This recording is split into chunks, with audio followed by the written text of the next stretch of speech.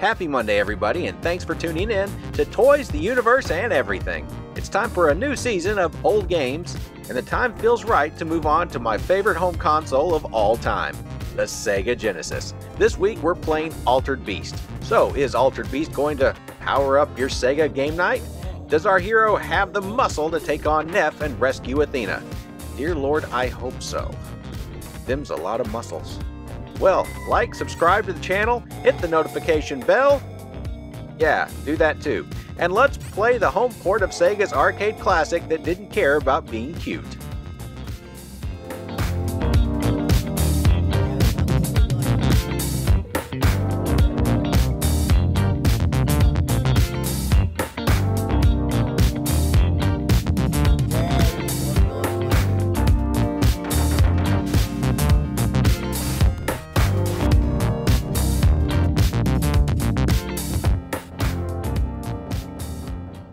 Before Sonic the Hedgehog was the pack-in game, Altered Beast was the game that had parents second-guessing their child's choice of gaming console.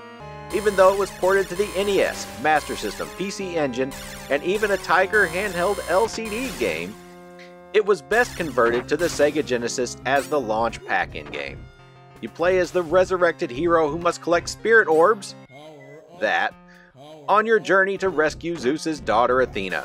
Why spirit orbs? Well, if I could get that buff without hitting the weights, I would collect spirit orbs too. Once you've collected 3 orbs, you transform into one of a selection of beasts, including Timber from G.I. Joe, 1/3 of King Ghidorah, Tony the Tiger, he's great, Ice Bear and Grizz from We Bare Bears, and a golden werewolf because Athena apparently likes werewolves. Even Rocksteady from TMNT cosplays in this game as the evil Lord Neff. You might remember Neff from Ralph's therapy group in Wreck-It Ralph. Even though the game is beatable in under 30 minutes, you do have some cheats to stretch out the fun or make it easier for your friends on game night. Hold A, B, C, and down left, then press Start to access a Beast Select menu. Press B and Start for a level select and other game options, and you can always continue by holding A and pressing Start after a game over. Let player 2 do that if you're playing multiplayer. The graphics in this game are vibrant and detailed and showed on day one what the Genesis was all about. Large sprites, arcade quality, and large, detailed, rippling muscles. That sounded bad. Let me try that again. Altered Beast showed what the Genesis was all about on day one. Detailed sprites, lots of on-screen colors, and human-like furry creatures with detailed, glistening muscles. Yeah, that still sounds off-putting. Probably a good thing Sega got away from that look. Oh yeah. Well, it works in Altered Beast. The sound is top-notch in this port, and even if you've never played it before, you've likely heard Power Up or Rise from Your Grave in some place or another.